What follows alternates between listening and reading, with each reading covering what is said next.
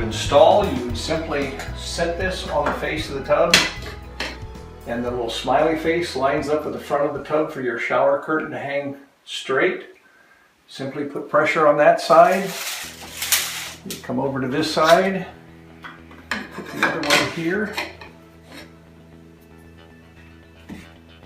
and then you simply tighten up your rod. And once again, it disperses the pressure. And then your rod will hang straight with the front of the tub. It sets just the right amount of height off, so the floor, you have spacing here. Also, the liner will sit inside the tub and won't sit on the bottom. There you are.